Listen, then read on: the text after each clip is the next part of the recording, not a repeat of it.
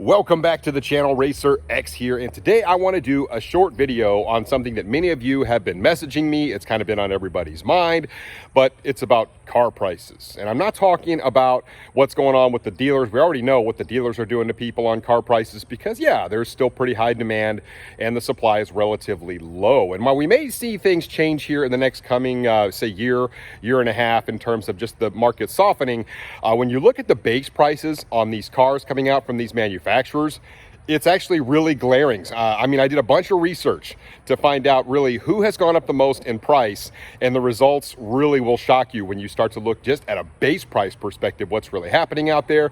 And this will kind of give you an idea of why it's become so difficult to be a car enthusiast right now, especially like a car YouTuber like myself, where you're having to try and get new cars all the time for the channel and everything.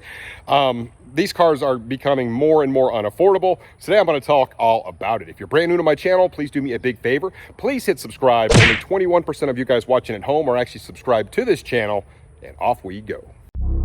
T-minus 15 seconds.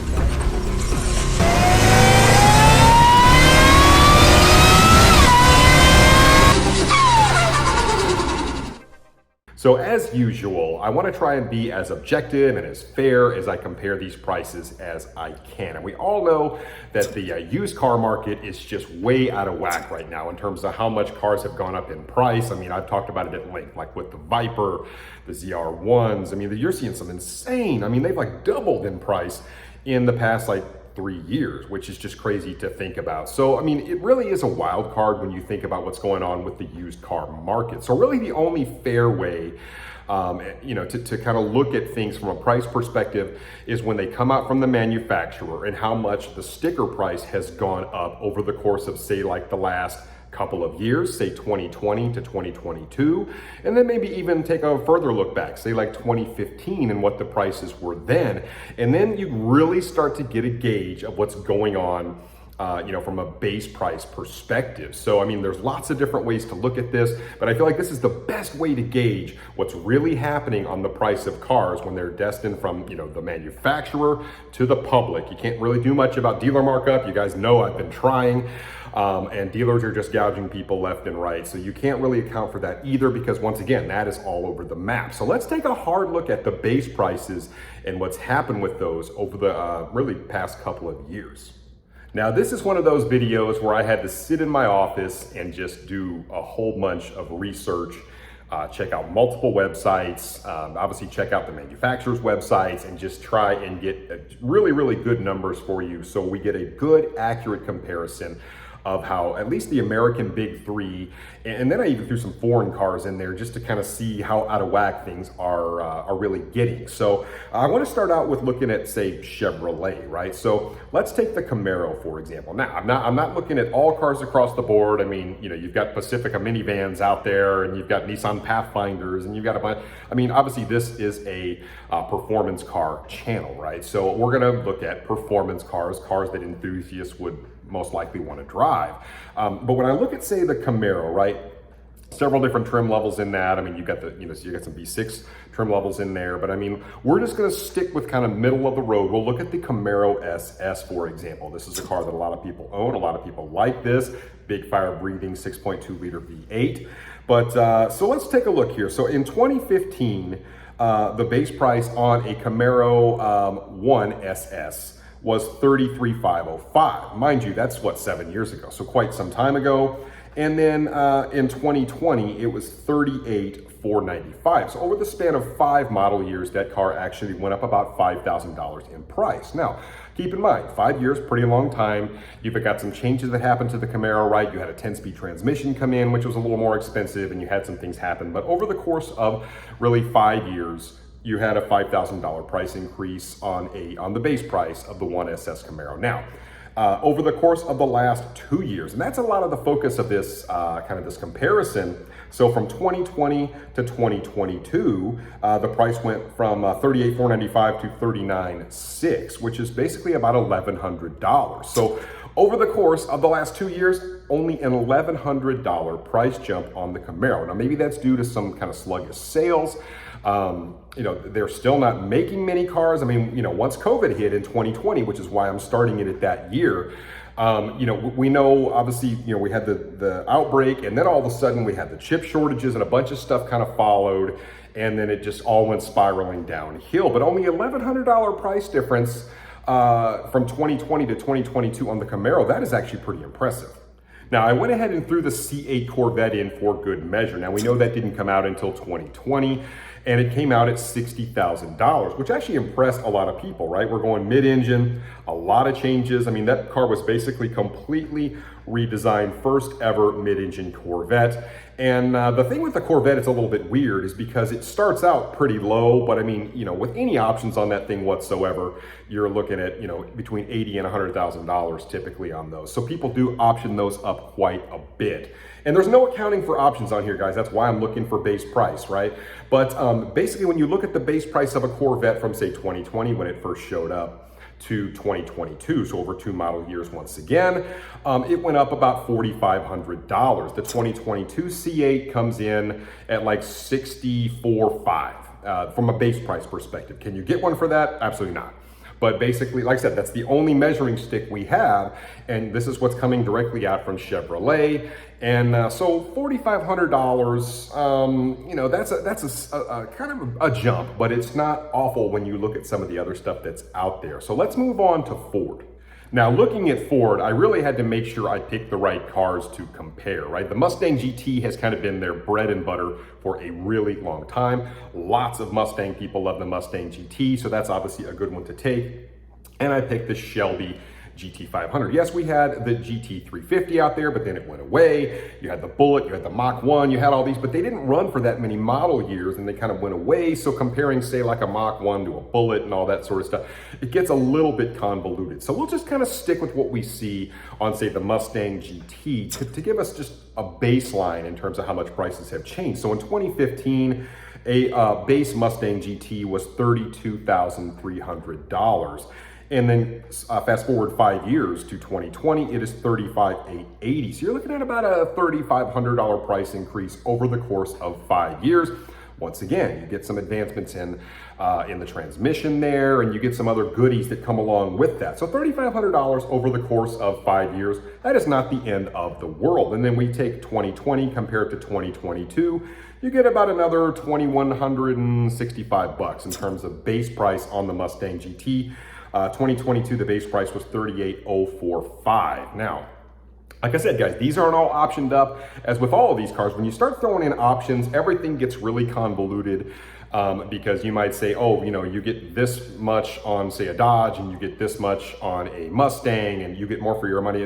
There's so many ways to spin it, guys. So we're looking at base price here, but $2,165. So, I mean, that really isn't all that bad. So consider that. I mean, $2,100 over the course of the last 2 years where all of that stuff has happened. The base price of the Mustang GT, I feel like is really not all that bad. Now, when we look at the Shelby, the base price in 2020 was $73,995. In 2022, it's $79,420. So over the course of 2 years, $5,425 is how much the base price on the Shelby GT500 has gone up. But I mean, like I said, compare that to the Vet, it is actually slightly more, right? The Vet was $4,500. The Shelby is, but the Shelby's a little bit more expensive car as well. But $5,500 there on the Mustang. So you can see the prices are going up, but then you've got inflation and all the stuff that's happened. Now, when we look at Dodge, that's where things really get interesting. So as I look at Dodge, man, things really start to become pretty evident. I don't necessarily understand why, but Dodge seems to have really gone up in price compared to what other people are doing. So I went ahead and took the price of a base Challenger Scat Pack and a base Hellcat. We know there's a zillion trims out there, but they've kind of gone up about the same across the board when you talk about like how much the Hellcats have gone up, how much the Scat Packs have gone up. Yes, I could have thrown an RT in there and all that kind of stuff, but the price jump on those is actually really close to the Scat Pack as well. So let me just kind of throw it out there for you guys, and you guys can think about it however you want to. But in 2015, the base price of a Scat Pack, now granted, a Scat Pack really didn't have many options on it back in 2015. I mean, we still had the SRT back in those days, which was essentially like a Hellcat with a 392 engine in it. But basically 2015, $37,995 was your base price for a Scat Pack, 6.4 liter Hemi. Now, in 2020, it was $39,995, so essentially 40 grand. So that means over the course of 5 model years, the Scat Pack only went up $2,000 in price, which, I mean, I'm pretty pleased with that, right? $2,000 over 5 years is next to nothing, considering what inflation's doing, right? Now, here's where things get weird. From 2020 until 2022, the price went from 40 grand to 46,940, essentially 47 grand. So the price of a Scat Pack, a base Challenger Scat Pack, went up $7,000 in the last 2 years. Yes, that's more than the Shelby. Yes, that's more than the Vet, all that kind of stuff. And that is just on the Scat Pack. And then you start to think about this. Now, mind you, that's not the wide body and all that, but those cars went up by the same amount. So 7 grand over 2 years when the average wage has gone up less than 6%. It is hard to be a Dodge enthusiast right now. I mean, throw in the fact that we've got all these special editions coming down the pike. And I mean, like, for example, the Challenger Shakedown is $66,000. That's another $20,000. Yeah, I know it's a wide body, right?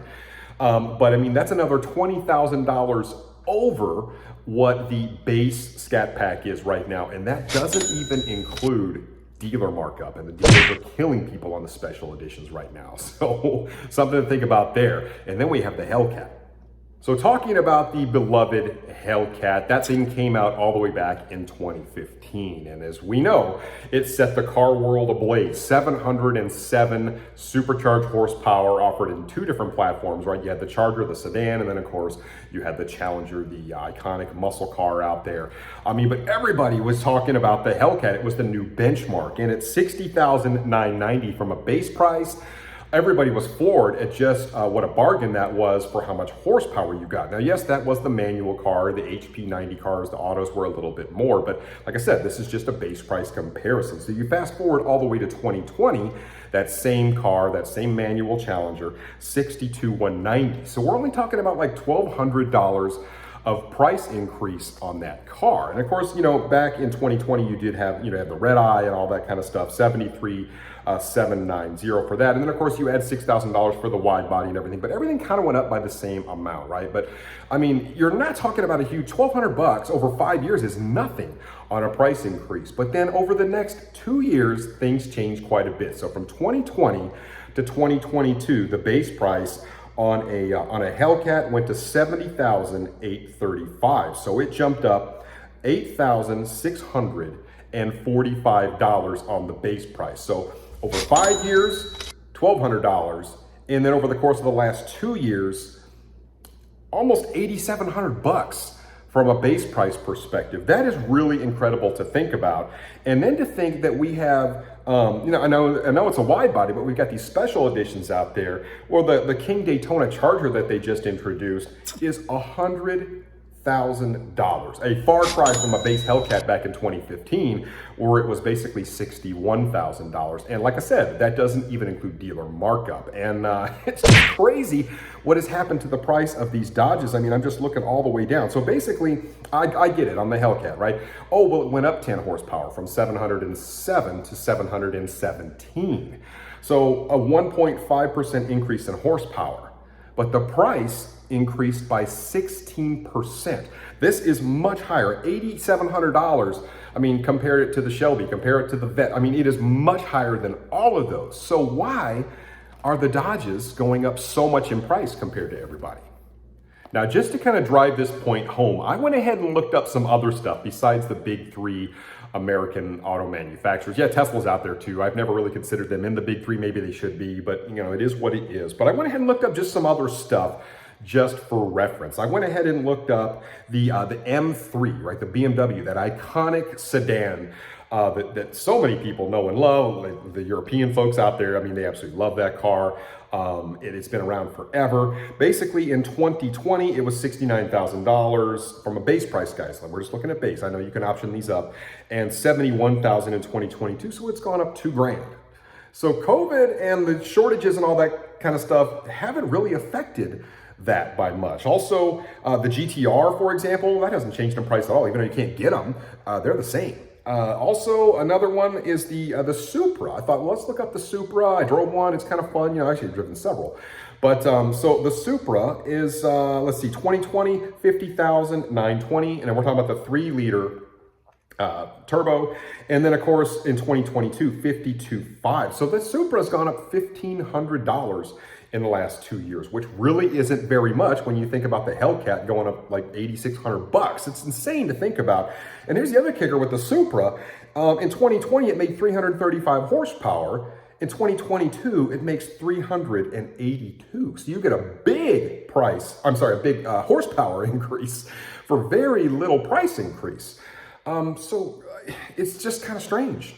So let's sum it all up by looking at the last 2 years on all these cars I just compared. So the Mustang GT is up $2,100 over the last 2 years, while the Camaro SS is up only about $1,100 over the last 2 years, which both of those really not all that bad. And then you look, of course, at the Scat Pack, and it is up $7,000 over the last 2 years. Now you jump up in trim level, for example, the Shelby GT500, you're looking at about $5,500 of an increase in the last 2 years. The Vet is about $4,500 increase over the last 2 years. And of course, the Vet really does belong with that sort of echelon of cars. But then compare that to this to the Hellcat out there at almost $8,700 increase. Man, it's just incredible to really see how much the Dodges have gone up, comparatively speaking, when you look at Ford and Chevy as well. It's such a weird deal. I can't explain why, guys. I mean, the other manufacturers are dealing with all of the same constraints. So, you know, is what's going on with Dodge behind the scenes to make their prices go up so much more than everybody else? Now, I will mention, obviously, guys, I love Mopar and I love Dodge. This is not me bashing on Dodge, but I've been kind of looking at things, you know, externally, just sort of like a fly on the wall, watching what prices are doing around. And then I thought, I just need to put all this information together and give a fair comparison that's very transparent about pricing. And this is my opportunity to do it. So I figured let's just have a look at it so I could share it with you guys. I'll let you guys draw your own conclusions on this, but it is kind of tough. And then considering obviously going into 2024, we've got an electric offering from Dodge, yet Ford is showing us the new Dark Horse and all that cool stuff. And of course, the Corvettes out there, they're still going to be doing their thing with their internal combustion engines as well, although those are almost out of reach by the time the dealers gouge people on them. So, man, there's a lot of stuff changing in the car world right now. Who knows when the market will actually soften, but it does remain that, man, being a car enthusiast has become more and more difficult unless you're like independently wealthy. And the writing is on the wall, literally, right? So now we can all see it. So anyway, guys, let me know what you think about this in the comments down below, and I will catch you on the next one. So until then, Racer X.